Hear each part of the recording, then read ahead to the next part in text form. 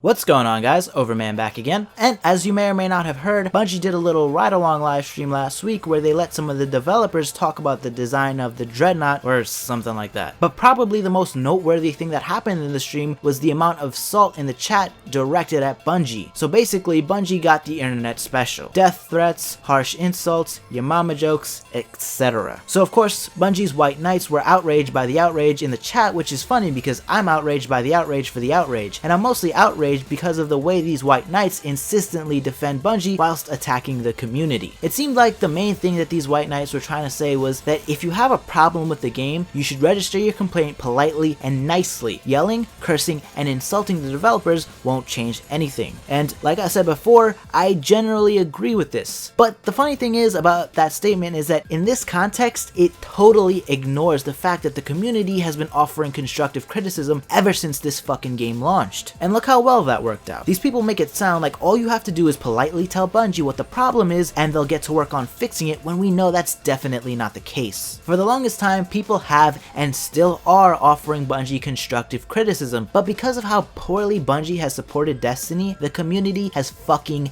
had it, and that ride-along stream was just an opportunity to vent their frustrations. A perfect example of this is the Strike playlists. About a week or so after the Taken King dropped, I saw quite a few threads on forums from players saying that while they enjoy the new strikes, they were getting tired of playing them so much, so they asked if Bungie could throw in some of the Year 1 strikes in the Year 2 playlists, because in the level 36 and 40 playlists, you wouldn't see strikes like the Archon Priest, Omnigul, Focok, and Sepix Prime. So they were simply asking Bungie to throw those strikes into the rotation in the new playlists. So, about how long do you think that took Bungie? 2 weeks? A month?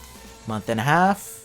2 months? How about never? Because to this day, you cannot play the aforementioned strikes in any playlist besides that dinky ass level 20 playlist. And look at the Crucible. Ever since Bungie nerfed the auto rifles and created the Thorn meta, the Crucible has not been the same. And while the weapon balance is better now than back in the Thorn days, it still needs a lot of work. And what about the terrible ass loot in the Crucible people have been talking about ever since they changed the loot system in the Taken King? And of course, if we're talking about terrible loot, we gotta mention the good old Nightfall that no one does anymore. And these issues are just the tip of the iceberg. The community has given a metric ass ton of constructive criticism, and Bungie has barely done anything to remedy these issues. But despite this, I see a lot of people criticizing the community for their behavior. I see a lot of the White Knights saying that they're ashamed of the community and that these people are vile, whiny, entitled, toxic crybabies. But I have an idea. And I'm gonna warn you, this might be kinda controversial, radical, unreasonable, and impractical. But hear me out on this, alright? What if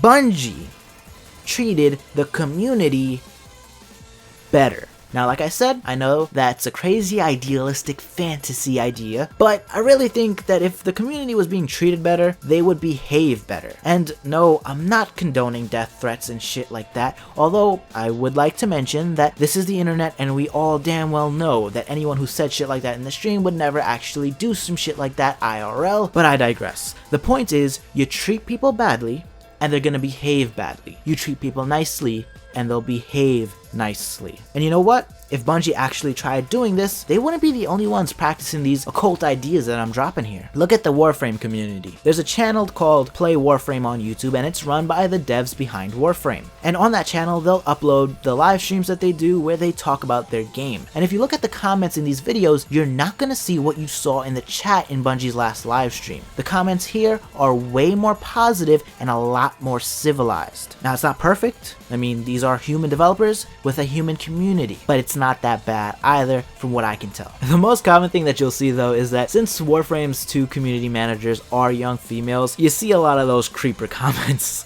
Like this one guy I saw today, he said that he would let Megan use his tongue as toilet paper. Oh gosh. That one's actually pretty good. I'm gonna take that one to the club. But anyways, the point is that the comments in those Warframe streams and YouTube videos are nowhere near the level of salt in the Bungie live streams. And you know what? Imagine if CD Projekt Red did a ride-along live stream through Skellige. Do you think that the Witcher community would be acting like the Destiny community did? Of course not, because CD Projekt Red treats them better. And that's really what pushed me to make this video. These big streamers and YouTubers or even Redditors are absolving Bungie of all responsibility here. They're putting it all on the community, like these people are in charge of the game. These are the people to blame.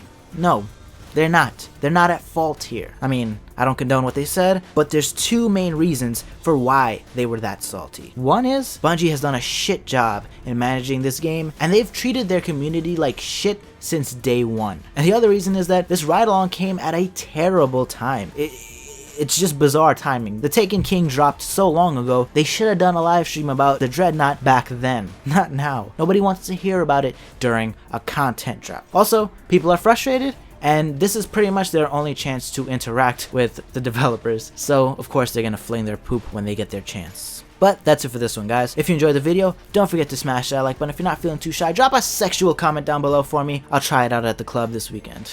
And if you want to see more videos like this in the future, be sure to hit that subscribe button and follow me on Twitter. Link will be in the description box below. That's from me, little guys. Over, man. Out. We gotta mention the good old Nightfall that no one does anymore. Motherfucker.